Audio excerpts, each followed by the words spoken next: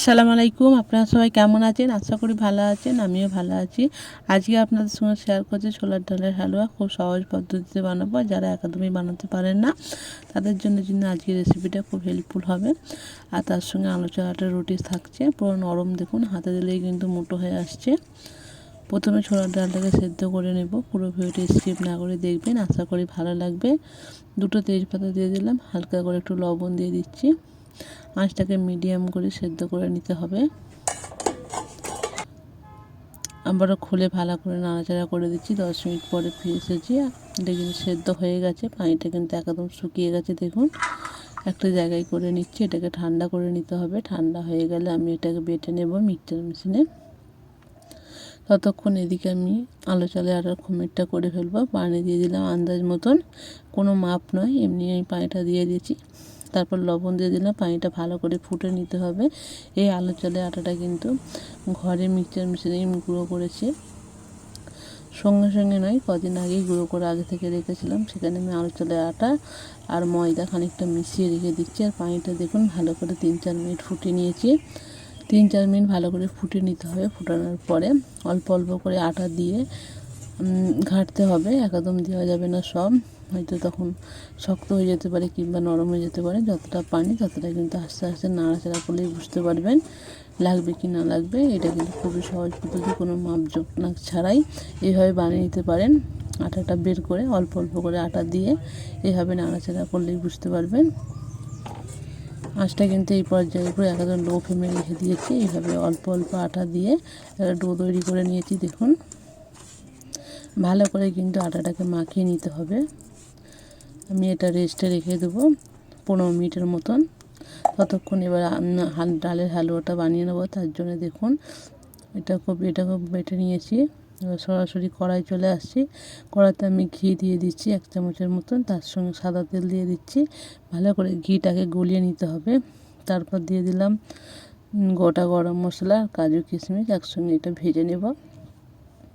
কাজু কিশমিশটাকে ভেজে আমি আগে থেকে তুলে নেব, আর গোটা মশলাটা থাকবে, এটাকে আলাদা করে নিচ্ছি আমি।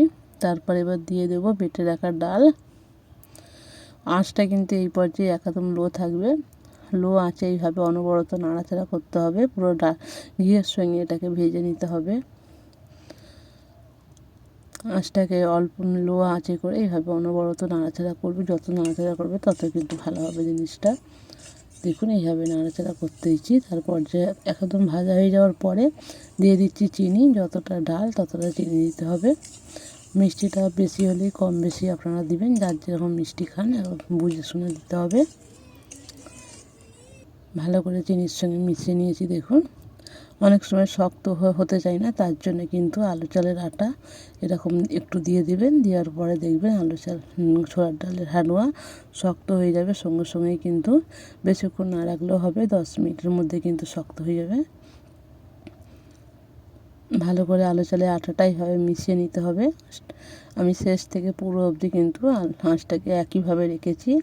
লো আঁচেই পুরোটা করেছি। ধৈর্য ধরে একটু রান্না করতে হবে আর অনবরত নাড়াচাড়া করতে হবে।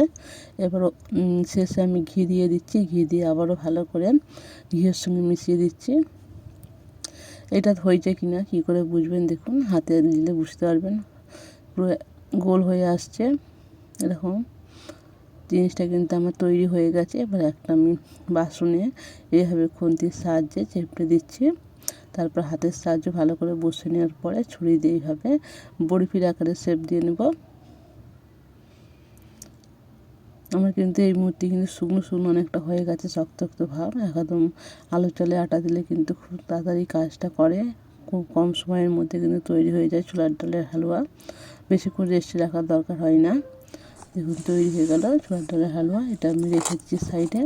তারপর রুটিটা করে দেখাচ্ছি। দেখুন আবারও ভালো করে রুটিটাকে ছেড়ে নিচ্ছি। আটার ডোটা ভালো করে মাখিয়ে নেওয়ার পরে এবার লেচিগুলোকে আমি কেটে নেব। এক এক করে সব লেচিগুলো এইভাবে রেডি করে নিতে হবে, তাতে কিন্তু বেলতে সুবিধা হবে। বাটির মতন করে ভালো করে দেখুন আমার সবগুলো হয়ে গেছে। অল্প অল্প ময়দা কিংবা আটা নিয়ে এটা বেলে নিতে হবে। খুব মোটাও নয়, আমি কিন্তু রুটিটা খুব মোটা করিনি, একদম পাতলা করেছি। যারা একদমই পারে না তারা এইভাবে রুটি কিংবা ছোলার ডালের হালুয়া বানিয়ে নিতে পারেন, একদম সহজ পদ্ধতিতে, কোনো রকম ঝামেলা হবে না। দেখুন একটা তৈরি হয়ে গেছে, আর একটা এইভাবে মেলে নিচ্ছি। এবার সরাসরি সেঁকে নেব। তার জন্য কড়াই আগে থেকে তাওয়া উনুনে বসিয়ে দিয়েছি। ভালোভাবে গরম হয়ে যাওয়ার পরে এক পিঠ উল্টে দিয়ে আবারও দিয়ে দিচ্ছি। এটা প্রথম রুটি, ওই জন্য একটু লাল লাল হয়ে গেছে, তাওয়াটা যেহেতু বেশি গরম হয়ে গেছে। তা আঁচটাকে কিন্তু মিডিয়াম রেখে ভেজে নিতে হবে। একটা হয়ে গেছে, এটা কিন্তু প্রথম রুটি ছিল, আঁচটা বেশির জন্য লাল লাল হয়ে গেছে। কিন্তু এইভাবে সবগুলোই করে নেব। একটু খুন্তি দিয়ে প্রেস করলেই কিন্তু ফুলে আসবে। দেখুন রুটি তৈরি হয়ে গেল আমার, সব রুটি এইভাবে তৈরি করে নিয়েছি। তার সঙ্গে ছোলার ডালের হালুয়া কেমন হয়েছে অবশ্যই কমেন্ট করে বলবেন। দেখুন পুরো শক্ত শক্ত ভাব। এখানে আমি ভিডিওটা শেষ করছি। সবাই ভালো থাকবেন, সুস্থ থাকবেন।